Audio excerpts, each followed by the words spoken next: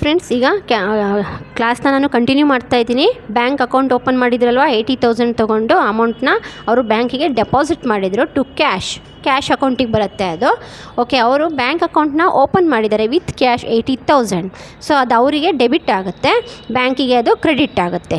ಅದೇ ಥರ next day ಏನು ಮಾಡಿದರು, ಏಪ್ರಿಲ್ 3 ಅಂತ ಫಾರ್ ಎಕ್ಸಾಂಪಲ್ ತೊಗೊಂಡ್ರೆ, ಇಲ್ಲಿ ಈಗ ಅವರು ಪರ್ಚೇಸ್ ಅಕೌಂಟ್ ಏನೋ ಪರ್ಚೇಸ್ ಮಾಡ್ತಾ ಇದ್ದಾರೆ. ಈಗ ಟು ಕ್ಯಾಶ್ ಕೊಟ್ಬಿಟ್ಟು ಪರ್ಚೇಸ್ ಮಾಡ್ತಿದ್ದಾರೆ. ಈಗ ಫಾರ್ ಎಕ್ಸಾಂಪಲ್ ಫರ್ನಿಚರ್ಸ್ ಇರ್ಬೋದು, ಟಿ ವಿ ಇರ್ಬೋದು, ಅಥವಾ ಫ್ರಿಡ್ಜ್ ಇರ್ಬೋದು. ಇಲ್ಲಿ ಫಾರ್ ಎಕ್ಸಾಂಪಲ್ ಇಲ್ಲಿ ಗೂಡ್ಸ್ ಅಂತ ಹಾಕಿದ್ದೀನಿ, goods purchased for cash amount ಕೊಟ್ಟು ಅವರು ಗೂಡ್ಸ್ನ ಪರ್ಚೇಸ್ ಮಾಡ್ತಾ ಇದ್ದಾರೆ. ಓಕೆ ನೋಡಿ, ಈ ರೀತಿ ಕ್ಯಾಶ್ ಅಕೌಂಟು ಏನು ಕ್ಯಾಪಿಟಲ್ ಅಕೌಂಟ್ ಫಸ್ಟು 4 lakh ಅಮೌಂಟ್ನ ಅವರು ಡೆಪಾಸಿಟ್ ಮಾಡ್ತಾರೆ, ಅದನ್ನು ಕ್ಯಾಶ್ ಅಕೌಂಟ್ ಅಂತ ಹೇಳ್ತೀವಿ. ಅವ್ನು ಬಿಸ್ನೆಸ್ ಸ್ಟಾರ್ಟ್ ಮಾಡ್ತಾರೆ. ಅದೇ ರೀತಿ ಬ್ಯಾಂಕ್ ಅಕೌಂಟ್ ಓಪನ್ ಮಾಡ್ತಾರೆ 80,000ನ ಡೆಪಾಸಿಟ್ ಮಾಡೋದ್ರ ಮೂಲಕ. So with cash. Okay, so ಅದು ಅವರಿಗೆ ಡೆಬಿಟ್ ಆಗುತ್ತೆ, ಬ್ಯಾಂಕಿಗೆ ಅದು ಕ್ರೆಡಿಟ್ ಆಗುತ್ತೆ.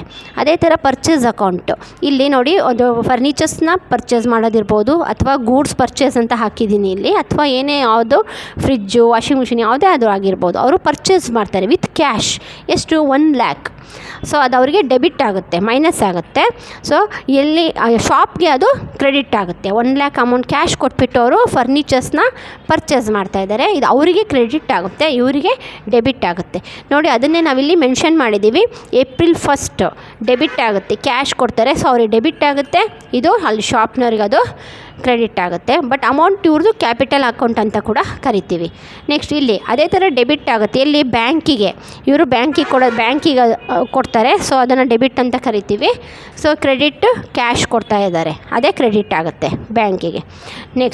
ಅದೇ ಥರ ನೆಕ್ಸ್ಟು ಡೆಬಿಟಲ್ಲಿ ಪರ್ಚೇಸ್ ಮಾಡ್ತಾರೆ. ಸೊ ಅವರು ಅಮೌಂಟ್ ಕ್ಯಾಶ್ ಕೊಟ್ಬಿಟ್ಟು ಪರ್ಚೇಸ್ ಮಾಡ್ತಾರೆ. ನೆಕ್ಸ್ಟ್ ಇಲ್ಲಿ ಏನು ಕೊಡ್ತಾರೆ? ಕ್ರೆಡಿಟ್ ಯಾವುದು? ಅವರಿಗೆ ಶಾಪ್ನವ್ರಿಗೆ ಕ್ಯಾಶ್, ಅದು ಕ್ರೆಡಿಟಲ್ಲಿ ಬರುತ್ತೆ. ಸೊ ಇವರಿಗೆ ಮೈನಸ್ ಆಗುತ್ತೆ, ಅಲ್ಲಿ ಅವರಿಗೆ ಪ್ಲಸ್ ಆಗುತ್ತೆ. ಇದನ್ನು ಈ ರೀತಿ ನಾವು ಡೆಬಿಟ್ ಮತ್ತು ಕ್ರೆಡಿಟ್ ಯಾವ ರೀತಿ ಮೆನ್ಷನ್ ಮಾಡ್ಬೋದು, ಎಷ್ಟು ಅರ್ಥ ಮಾಡ್ಕೊಂಡಿದ್ದೀರಾ ನೋಡಿ.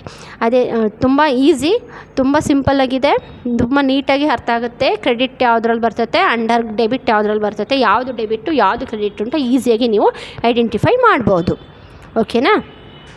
ಸೊ ಅದಕ್ಕೆ ಇಲ್ಲಿ ನಾವು ಫರ್ನಿಚರ್ ಪರ್ಚೇಸ್ ಮಾಡೋದ್ರ ಮೂಲಕ ನಾನು ನಿಮಗೆ ಯಾವುದು ಕ್ರೆಡಿಟ್ ಆಗುತ್ತೆ, ಯಾವುದು ಡೆಬಿಟ್ ಆಗುತ್ತೆ ಅಂತ ಕೂಡ ಮೆನ್ಷನ್ ಮಾಡಿದ್ದೀನಿ.